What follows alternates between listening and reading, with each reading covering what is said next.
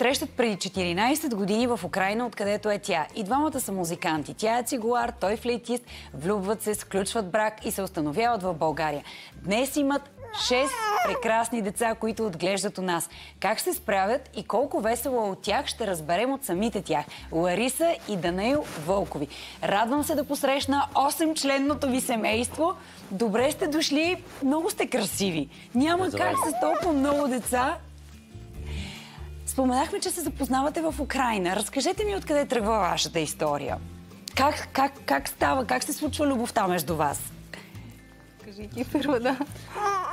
Като станах на около 24 години, разбрах, че ми дойде възрастта да се оженя, така да кажа, да се задумя. И понеже съм вярващ, убеден християнин, Лариса, извинявай, видях, че падна за лагалката. Искаш ли да вземеш друга? Да. Добре. Да, ако искаш, може да отидеш да вземеш друга. Но се върни, важна си ни. Да, и казваш, че си станал на 24 и тогава всъщност... Започнах много активно да се моля, Господи, помогни ми да намеря съпруга. Защото за мен беше много важно да избера спътник в живота, който да ми остане верен и съответно аз на нея. И да градим дом, семейство. Половин година така се молих. След това с баща ми пътувахме командировка. Аз го съпровождах, помагах му. И между Киев и Одеса, където се намира нейния роден град, спряхме, бяхме се запознали преди това с баща й. Отседнахме при тях на гости. И всъщност тя се беше тъкмо прибрала от Одеса, където учеше консерваторията. Там се запознахме в техния дом. После 2 дни по-късно пък пътувахме заедно за Одеса, защото натам ни беше нашия път. Тя трябваше да се върне на обучение.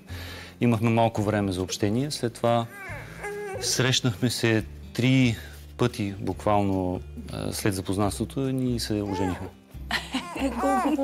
Лариса, вие двамата сте много млади, но ти, Лариса, на колко години раждаш първото си дете, защото наистина изглеждаш като момиченце? Родих съм на 25 години. Чудесно. Я ми разкажете малко ежедневието ви как протича. Първо да ви попитам как се придвижвате толкова голямо семейство. Голям миниван. С миниван ли дойдохте тук до студиото? За ежедневието, обикновено те отиват на училище в 8 без 15 излизат, съпровождаме ги. След това отивам на работа, пък Лора остава с 3 по-малки и, разбира се, обикновените ежедневни задачи. Предполагам, че живеете в къща, защото в апартамент би било наистина много сложно. Невъзможно. Нали? Абсолютно. Не си го представям даже. Очаквахте ли, вие много кратко, доколкото разбирам, след запознанството ви създавате семейство, още в самото начало говорихте ли си, че искате да имате толкова много деца или някак случайно стана? Да, спомням си, че Дани ме попита колко деца искаме да имаме. И аз съм самата от многодетни семейства. Ние сме 9 деца. 9 деца? 9 деца. Имам 5 сестри и 3 братя. Така че за мен това си е естествено да растава в такова голямо семейство. И имах много щастливо детство. Наистина. И може би мислих за 4, максимум 5 деца, като Дани мечтаеше за 3 момчета.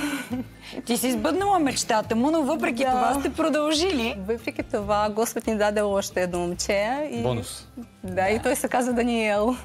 След това пък тя започна да се моля активно за дъщеричка, защото така много искаше да има дъщеря. Пък след това започна и за сестричка. Знам колко е голяма връзка между сестрите и някак си ми се искаше и тя да има сестричка, с когото може да сподели своите преживявания, радости. Има ли кой да ви помага? Защото наистина, безспорно, организацията е много важна в толкова голямо семейство, но предполагам и помощта. Ние живеем в една къща с мои роднини, също на няколко етажа, така че когато се налага помощ, винаги имаме подкрепа, винаги имаме такава.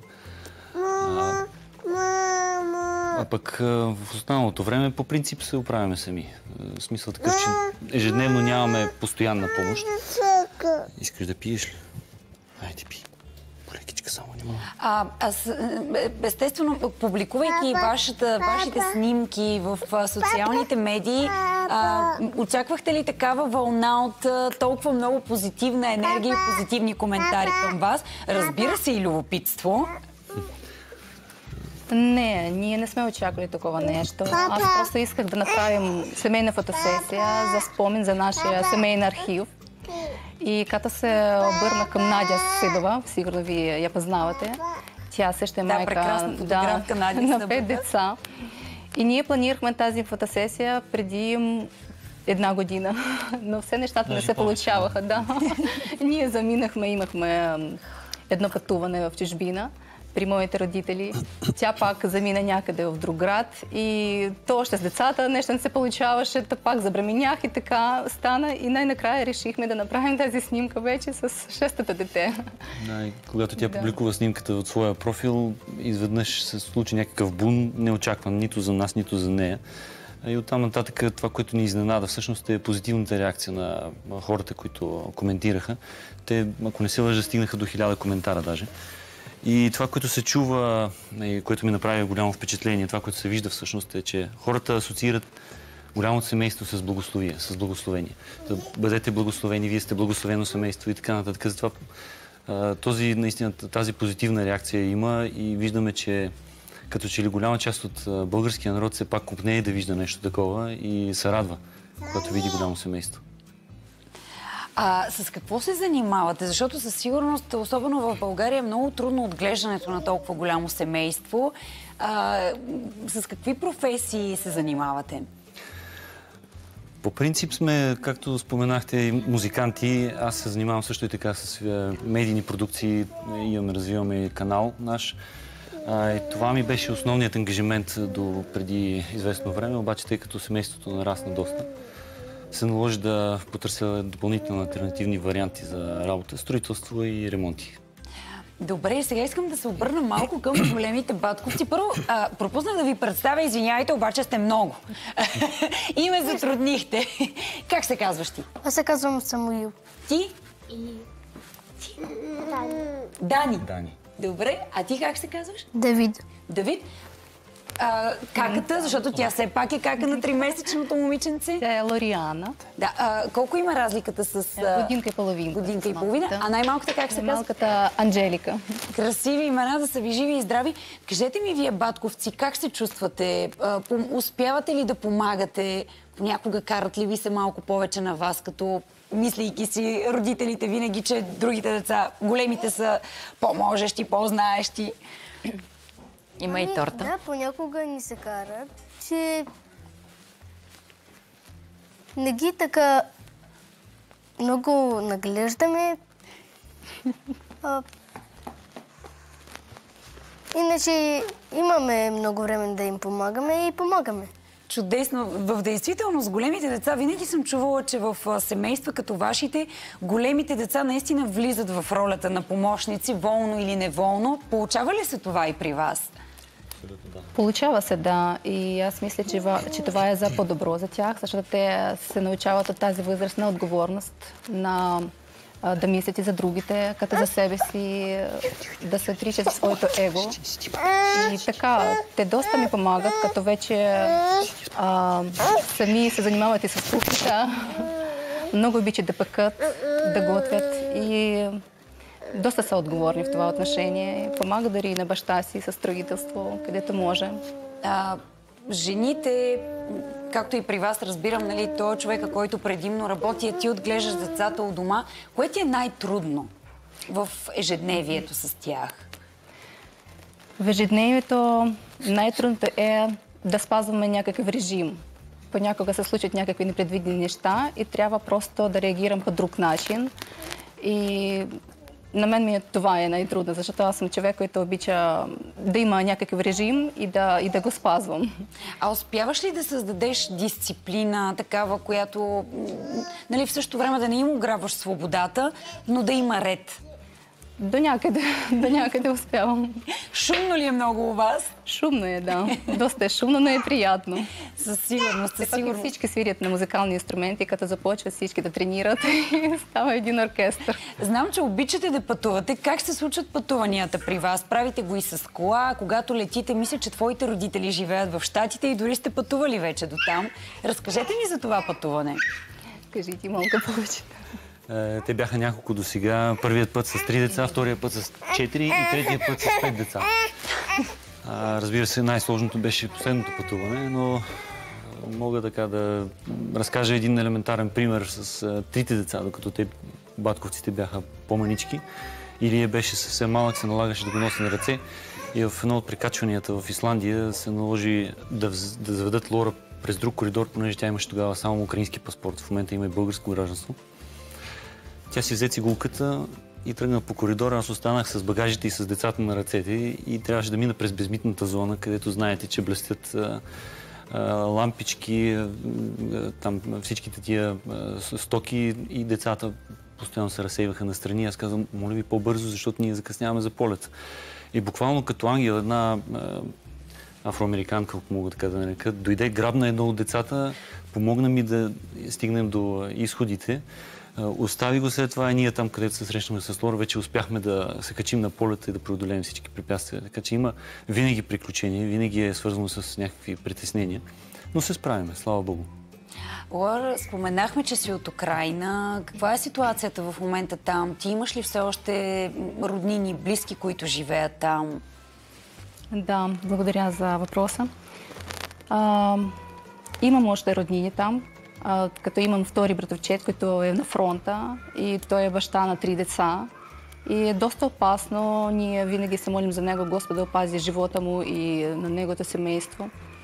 И така имам приятели, които доста тежко преживяват това нещо.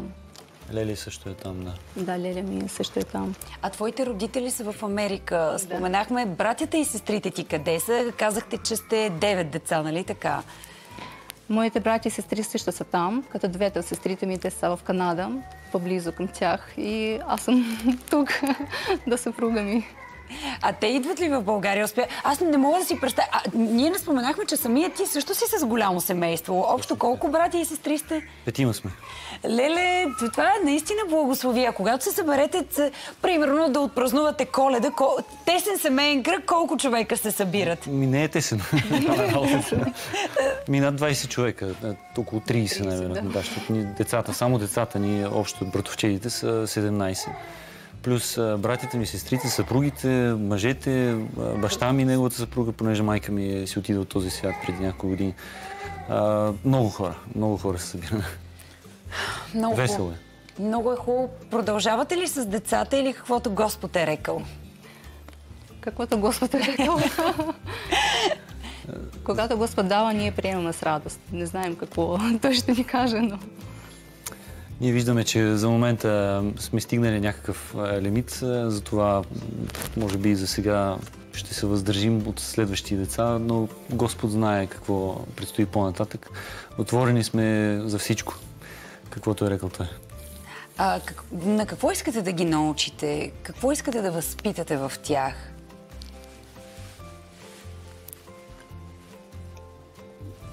Почти всичко, което в съвременния свят липсва. Като, например? Християнски морал, християнските ценности, вярата в Бога. Това е най-важното за нас, защото те носят вечни души. Ние не ги възприемаме като бройка, ние ги възприемаме като някакъв товар върху себе си, ние ги възприемаме като души, които трябва да изградим, да ги вдигнем, да ги направим личности и да знаем, че те са подготвени за вечността. Това е най-важното за нас. Прекрасни сте, благодарим ви за това ваше гостуване. Бъдете здрави, за да се наслаждавате на всичко, което имате у дома.